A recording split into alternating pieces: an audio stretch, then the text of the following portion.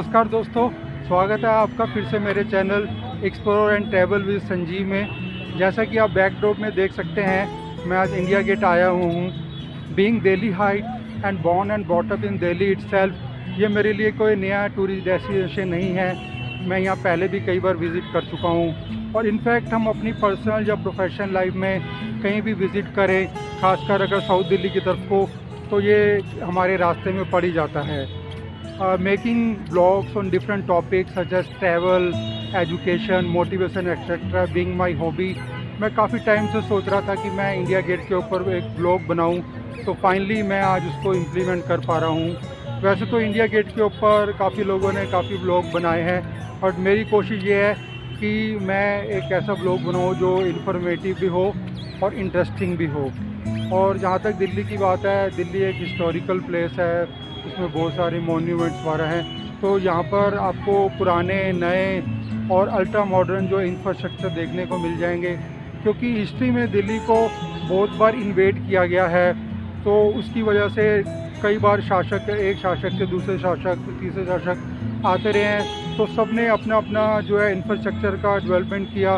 तो यहाँ पर ओवरऑल सारे जो डिफरेंट जो हिस्ट्री में जो शासक रहे हैं, जिन्होंने रूल किया है, तो उनकी यहाँ पर छाप देखने को मिल जाएगी। तो जहाँ तक 12वीं शताब्दी तक की बात है, तो 12वीं शताब्दी तक जो हिंदू एम्पायर का रूल था और इंडिया में और दिल्ली में, तो इसलिए उसके बाद जो है 12वीं शताब्दी के बाद जो दिल्ली सल्तनत का शासन आ गया, जो 320 सालों तक चला। और उसका जो फर्स्ट जो किंग था वो कुतुबुद्दीन ऐबक था, और जो लास्ट वाला जो किंग उसमें इब्राहिम लोदी। तो ये करीब इसमें काफ़ी 5 डायनेस्टी चेंज हुई, डिफरेंट, और हर डायनेस्टी में अलग अलग शासक थे। तो दिल्ली सल्तनत का 320 साल तक जो राज रहा, उसके बाद जो है मुग़ल्स आ गए, और मुग़ल्स का भी करीब 300 साल तक राज रहा। और मुग़ल्स में सबसे पहला जो शासक था वो बाबर था। तो उसके बाद उनकी भी डिफरेंट डायनेस्टी करके उन्होंने 300 साल तक मुग़ल्स का राज रहा। फिर उसके बाद जो है ब्रिटिशर्स की एंट्री हुई, तो और ब्रिटिशर्स का भी 200 साल तक राज रहा। तो इस तरह से डिफरेंट एक देखा जाए तो हिस्ट्री में काफ़ी इन्वेजन हुए। तो और इस वजह से जो भी लोग आए तो वो अपने अपना इंफ्रास्ट्रक्चर डेवलपमेंट करते हुए गए। तो इसीलिए दिल्ली में हम बहुत सारे हिस्टोरिकल प्लेसेस और मॉन्यूमेंट्स, हम कहीं भी जाते हैं तो हमें मिल जाते हैं। और ख़ासकर अगर हम जैसे बात करें जो 12वीं शताब्दी तो हिंदू एम्पायर्स के, तो उसके कोई इंफ्रास्ट्रक्चर अभी देखने को ज़्यादा नहीं मिलते हैं, खासकर दिल्ली में। लेकिन अगर हम दिल्ली से बाहर की अगर बात करें, राजस्थान, जयपुर वगैरह में, जैसे हवा महल, जल महल या Amer fort, Nahargarh fort, so many forts are there, जो है वो हिंदू एम्पायर्स की जो इंफ्रास्ट्रक्चर हैं। लेकिन दिल्ली में बहुत कम ही ऐसे इंफ्रास्ट्रक्चर मिलेंगे जो हिंदू एम्पायर द्वारा बनाए गए हैं, जो अभी रिकॉग्नाइजेबल है। लेकिन उसके बाद जहाँ तक दिल्ली सल्तनत की जो इंफ्रास्ट्रक्चर की बात है, तो सबसे पहला तो उनका जो कुतुबुद्दीन ऐबक ने जो है फर्स्ट जो कुतुब मीनार बनाया था, जिसको विक्ट्री टावर के नाम से भी जाना जाता है। और उसके अलावा उसमें कई डिनेस्टीज़ आई थी, तो उसमें जो सबसे लास्ट डिनेस्टी में जो इब्राहिम लोदी था, तो उसके शासनकाल में जो है लोदी टूम जो लोदी गार्डन के अंदर बना हुआ है। तो ये दिल्ली सल्तनत के अंदर का कंस्ट्रक्शन है। और उसके बाद जो मुग़ल्स है, तो आखिर मुग़ल्स का तो दिल्ली में बहुत ज़्यादा इंफ्रास्ट्रक्चर है। और देखा जाए तो जैसे लाल किला, जामा मस्जिद, और उसके अलावा और बहुत सारे जो फोर्ट्स हैं, टूम्स हैं, और जैसे हुमायूं टूम हो गया, ये सारे जो है मुग़ल शासक के दौरान बने थे। और उसके बाद जहाँ तक ब्रिटिशर्स की बात है, तो आज जहाँ मैं खड़ा हूँ इंडिया गेट, ये ब्रिटिश शासन के दौरान में बने हैं। और एक्चुअली जो इंडिया गेट जो है, ये लुटियंस दिल्ली और या नई दिल्ली जिसको कहो, ये उस एरिया में आता है। और इसको एडविन लुटियंस ने ब्रिटिश रूल के टाइम में इसको डिज़ाइन किया था। एक्चुअली जो लुटियन दिल्ली है वो काफ़ी बड़ा एरिया है, जो 26 स्क्वायर किलोमीटर के एरिया में फैला हुआ है। और इसमें बहुत सारे कंस्ट्रक्शन हुए थे, जैसे कि राष्ट्रपति भवन, पार्लियामेंट हाउस और सेंट्रल सेक्रेटरीट, ये सारे जो हैं ये एडविन लुटियन ने डिज़ाइन किए थे। इसमें एक और काफ़ी वर्ल्ड क्लास आर्किटेक्चर उसमें यूज़ किया गया था। और देखा जाए तो इस एरिया में हम आते हैं तो काफ़ी स्पेशियस भी है और ग्रीनरी का भी पूरा ध्यान किया गया था, और सड़क वगैरह अच्छी बनाई जाए उसका भी पूरा ध्यान रखा गया था। तो एक्चुअली जहाँ तक इंडिया गेट की बात है, तो इंडिया गेट को एक्चुअली शुरू में जो है ऑल इंडिया वॉर मेमोरियल के नाम से जाना जाता था, क्योंकि ये जो इंडियन सोल्जर्स जो ब्रिटिश आर्मी में काम करते थे, वो फर्स्ट वर्ल्ड वार में करीब 84,000 जो सोल्जर्स हैं इंडियन ओरिजिन के, वो शहीद हुए थे डिफरेंट कंट्रीज़ में वर्ल्ड की फर्स्ट वर्ल्ड वार के दौरान। तो उन्हीं को श्रद्धांजलि देने के लिए और उन्हीं की मेमोरी में जो है ब्रिटिशर्स ने इसको कंस्ट्रक्ट किया था। और उस 84,000 सोल्जर्स में से करीब 30,000 सोल्जर्स का जो नाम है वो इसके वॉल पे इंस्क्राइब किया गया है, जिसमें 12,900 जो हैं वो इंडियन ओरिजिन के सोल्जर्स हैं और बाकी जो रेस्ट ऑफ जो है ब्रिटिश सोल्जर्स हैं। और जहाँ तक इसके मटेरियल की बात है, तो जो इंडिया गेट है वो रेड एंड येलो जो सैंडस्टोन और ग्रेनाइट से बना हुआ है, जिसको भरतपुर राजस्थान से लाया गया था। और जहाँ तक इसके डिज़ाइन की बात है, तो एक्चुअली जो इंडिया गेट है वो एक पेरिस में एक सिमिलर लुकिंग स्ट्रक्चर है जिसको आर्क डी ट्रिम्फ के नाम से जाना जाता है, तो उससे ये काफ़ी हद तक इंस्पायर्ड है और बहुत सारा इसका डिज़ाइन उससे सिमिलर मिलता है। और ख़ासकर जो अगर हम आर्क डी ट्रिम्फ की बात करें, तो वो एक्चुअली एक सेंटर लोकेशन के ऊपर है, जिसके आसपास जो है वो गोलाकार एक जंक्चर है रोड का, और जिसमें डिफरेंट करीब 12 रोड्स उसके अंदर आके मिलती है। तो वो एक तरह से स्टार स्क्वायर के नाम से भी उसको जाना जाता है।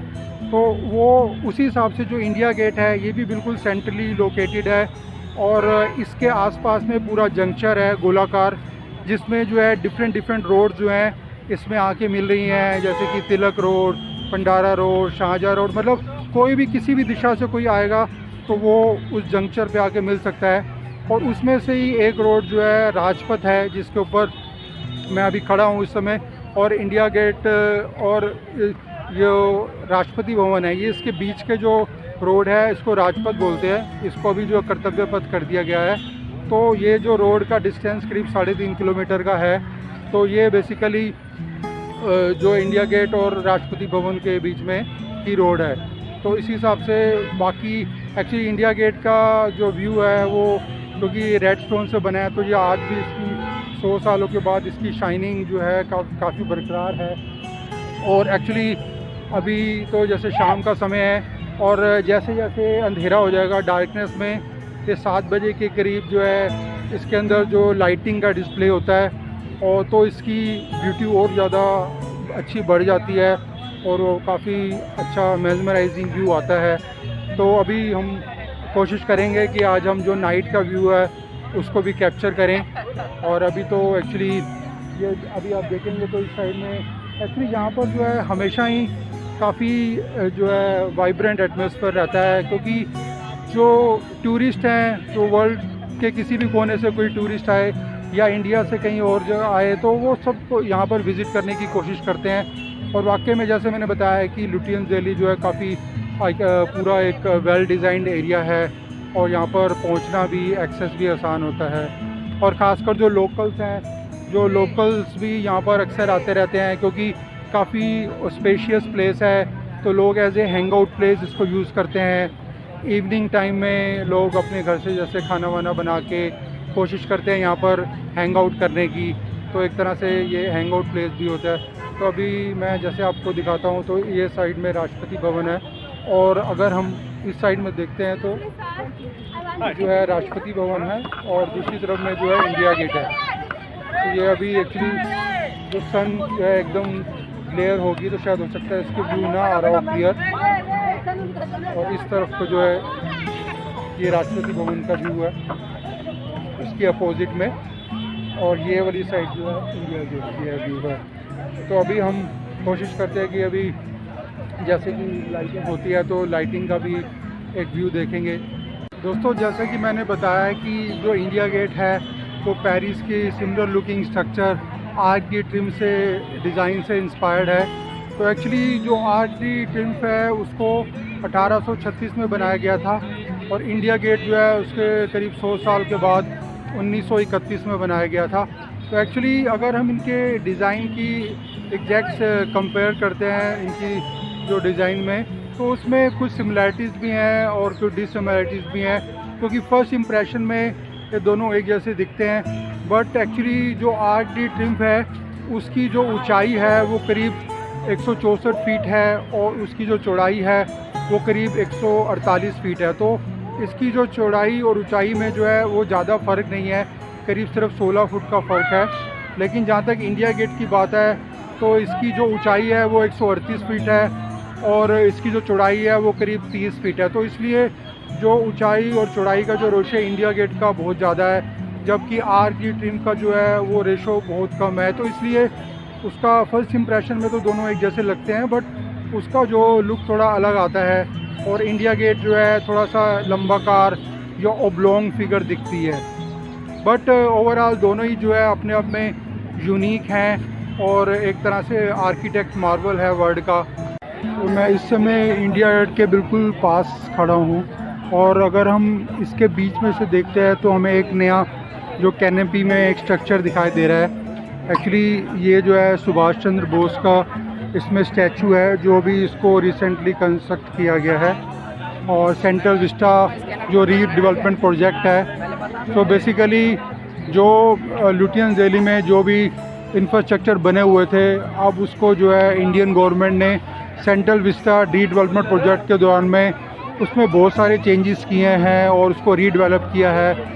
जिसमें से अभी देखा जाए तो जो पार्लियामेंट हाउस है वो पार्लियामेंट हाउस जो है वो ऑलरेडी कंप्लीट हो गया है और 2023 में इसका इनॉग्रेशन हो गया था।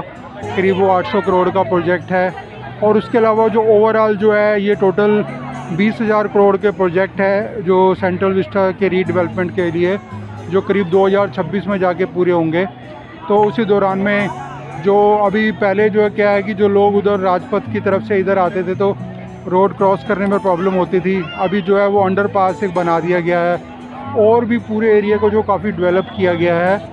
और टोटल जो 20,000 करोड़ का प्रोजेक्ट है और तो अच्छी है। हालांकि ये बहुत अच्छा इनिशिएटिव है हमारी गवर्नमेंट का, क्योंकि जो चीज़ हमें हेरिटेज में मिली थी तो अब उसको एक तरह से हम ये गर्व प्राउडली कह सकते हैं कि उस चीज़ को हमने और अच्छा उसको अपने तरीके से डिज़ाइन करके, और जहाँ तक हालांकि जो नया पार्लियामेंट हाउस बना है वो बहुत ही ब्यूटीफुल बिल्डिंग है।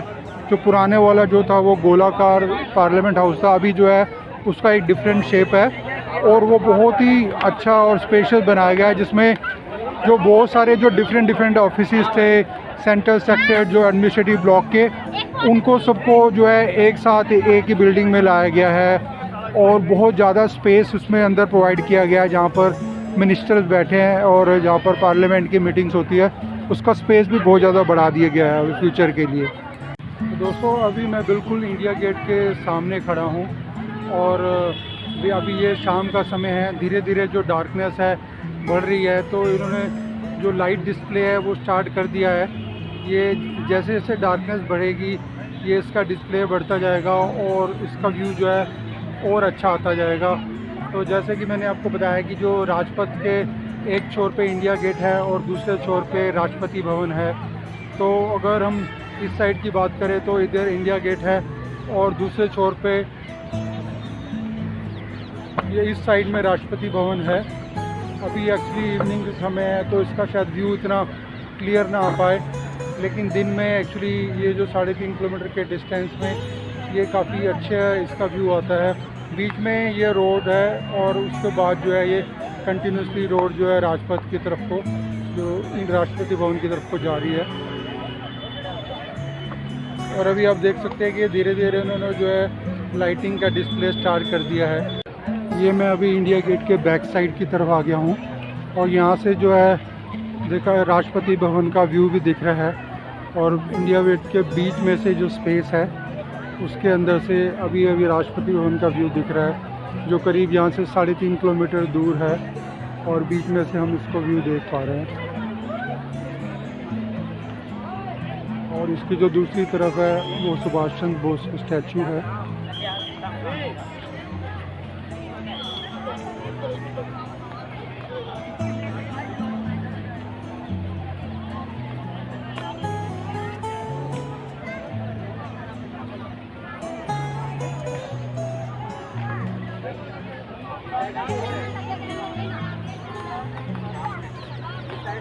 तो दोस्तों ये जो सुभाष चंद्र बोस की जो स्टैचू है इसको हम बैक साइड से देख रहे थे, तो अब मैं बिल्कुल इसके सामने आ गया हूँ। तो अब देखिए कि ये जो स्टैचू है एक्चुअली ये पहले नहीं था, इसको जो सेंट्रल विस्टा रीडेवलपमेंट प्रोजेक्ट के अंदर बनाया गया है। आई थिंक ये बहुत अच्छी थॉट है, क्योंकि सुभाष चंद्र बोस बहुत इंपॉर्टेंट पर्सन थे जिनकी वजह से हमें इंडिपेंडेंस मिली है। तो आई थिंक ये इंडियन गवर्नमेंट का एक अच्छा इनिशिएटिव है जो इनका स्टैचू यहाँ पर कैनेपी भी में इंस्टॉल किया गया है। तो दोस्तों ये 7 बजे का टाइम हो गया है, तो 7 बजे जो है ये लाइटिंग स्टार्ट होती है। तो अब धीरे धीरे अब जैसे ही डार्कनेस बढ़ती जा रही है तो इसकी ब्यूटी जो है ये और भी अच्छा लगने लगेगा। और अभी आप देख सकते हैं कि अब इन्होंने जो है इसकी लाइटिंग स्टार्ट कर दी है। तो एक्चुअली जैसे कि हम बात कर रहे थे, जो दिल्ली है वो एक ऐसी मॉन्यूमेंट की सिटी है जिसमें बहुत सारे फोर्ट्स हैं और मॉन्यूमेंट्स हैं, और डिफरेंट टाइप के जो शासक यहाँ पर रहे हिस्ट्री में, उन्होंने डिफरेंट टाइप के मॉन्यूमेंट्स एंड स्ट्रक्चर्स बनाए। तो उस हिसाब से अगर हम दिल्ली से बाहर की बात करें तो ब्रिटिशर्स ने भी और मुगल्स ने भी जो है वह दिल्ली के बाहर भी काफ़ी सारे जो स्ट्रक्चर है जो है इंफ्रास्ट्रक्चर जो डेवलप किए थे। खासकर जैसे हम बॉम्बे की बात करते तो बॉम्बे में जैसे यहाँ पर इंडिया गेट है, वहाँ पर गेटवे ऑफ इंडिया है। हालांकि दोनों का पर्पस जो है वो अलग है, क्योंकि अगर हम इंडिया गेट की बात करें तो ये भी एक मॉन्यूमेंट है, और जो गेटवे ऑफ इंडिया है वो भी एक मॉन्यूमेंट है। और अगर हम ताजमहल जो मुग़लों ने बनाया था शाहजहाँ ने, तो वो भी एक मॉन्यूमेंट है। लेकिन एक्चुअली जो मॉन्यूमेंट है वो एक जेनरिक टर्म है, जो एक्चुअली किसी भी कोई ऐसी बिल्डिंग, कोई ऐसा स्टैचू या कोई पिलर वगैरह जो उसका कंस्ट्रक्शन किया जाता है किसी फेमस पर्सन या इवेंट की मेमोरी में, तो उसको मॉन्यूमेंट कहते हैं। लेकिन मॉन्यूमेंट जो कई तरह के डिफरेंट मॉन्यूमेंट का डिफरेंट नाम होता है। जैसे कि जो इंडिया गेट है ये सेनेटॉफ मॉन्यूमेंट है, क्योंकि एक्चुअली जो सेनेटॉफ मॉन्यूमेंट वो होते हैं जो एक्चुअली जो वार मेमोरियल, जो वार में जो किसी वार में सोल्जर्स जो शहीद होते हैं उनको कमेमोरेट करने के लिए उनके मेमोरी में जो इसको बनाया जाता है। और एक्चुअली में इसको हम अगर उससे कंपेयर करें, जैसे ताजमहल है वो भी एक तरह से वहाँ पर जो है शाहजहाँ और मुमताज़ महल की जो ग्रेव है, तो बेसिकली कोई ऐसी बिल्डिंग जहाँ पर एक्चुअल ग्रेव एग्जिस्ट करती है किसी फैमिली पर्सन की या किसी फेमस पर्सन की जिसकी मेमोरी में वो बनाई जाती है, तो वो जो है मौजोलियम में आता है। और जो अब जैसे अगर इंडिया गेट की बात करें तो ये सेनेटॉफ है, तो सेनेटॉफ के केस में एक्चुअल ग्रेव्स जहाँ पर वो सोल्जर जो शहीद हुए थे उनकी ग्रेव्स तो नहीं है, बट अब ये है कि वो उनको जैसे अगर कहीं और किसी भी ऐसे पर्सन को जिनकी मेमोरी में मॉन्यूमेंट बनाया जाए और उनकी एक्चुअल ग्रेव्स वहाँ ना हो और ग्रेव्स कहीं और हो, तो वो सेनेटॉफ में आता है। और जहाँ तक कि हम गेटवे ऑफ इंडिया की बात कर रहे थे, तो एक्चुअली गेटवे ऑफ इंडिया का जो बनाने का पर्पस है वो इंडिया गेट से थोड़ा अलग है, क्योंकि इंडिया गेट तो एक तरह से वार मेमोरियल है, लेकिन जो गेटवे ऑफ इंडिया का जो कंस्ट्रक्शन है वो जॉर्ज 5 जो है उसकी एंट्री को कमेमोरेट करने के लिए बनाया गया था। एक्चुअली वो उसको एम्परर ऑफ इंडिया बनाया गया था, तो उसकी एंट्री को एक तरह से कमेमोरेट करने के लिए गेटवे ऑफ इंडिया को कंस्ट्रक्ट किया गया था। और एक्चुअली क्या है कि जब इंडिया के ऊपर जो ब्रिटिशर्स का जो राज हुआ, तो शुरू में तो ईस्ट इंडिया कंपनी थी, बाद में धीरे धीरे जो है ब्रिटेन की जो गवर्नमेंट का भी पावर आया, तो इसमें जो जॉर्ज 5 था जिसकी कमेमोरेट करने के लिए गेटवे ऑफ इंडिया बनाया गया था, वो एक्चुअली पहला मोनार्क था ब्रिटेन का जो यहाँ पर आके जो एम्परर बना था।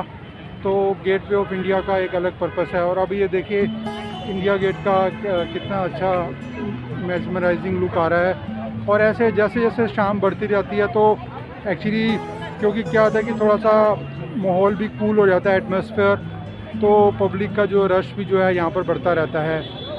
तो आई थिंक हमने काफ़ी हद तक इसको कवर कर लिया है। हमने डे टाइम में भी इसको कवर कर लिया है और इसको इवनिंग में भी हमने सारा कुछ इसका कवर कर लिया है। एक बार हम जो है हमने जो सुभाष चंद्र स्टैचू को भी डे में कवर किया था, अभी एक बार नाइट में भी हम उसका व्यू देख लेते हैं कि उसका व्यू जो है कैसा आ रहा है। ये अब मैं दोस्तों बिल्कुल इंडिया गेट के काफ़ी नज़दीक आ गया हूँ और इसके अंदर से अगर हम जो बीच में जो स्पेस है इसके अंदर जो कैनेपी में सुभाष चंद्र बोस का जो स्टैचू है वो विजिबल है। एक्चुअली हमने इसको इवनिंग में भी कैप्चर किया था, अभी जो है नाइट में भी इसका व्यू हम देख लेते हैं।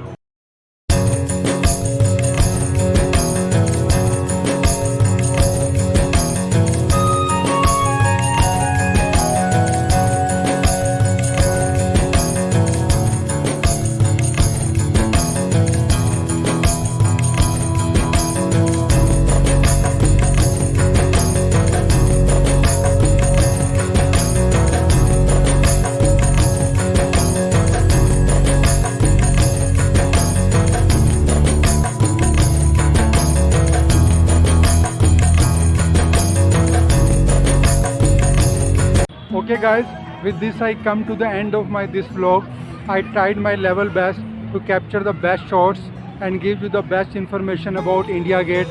I hope कि आपको जो मेरा vlog पसंद आया होगा, और thanks for watching till end, and if you really like my vlog then please like, subscribe and share. So that's all from me. Thank you, thanks for watching. Bye bye.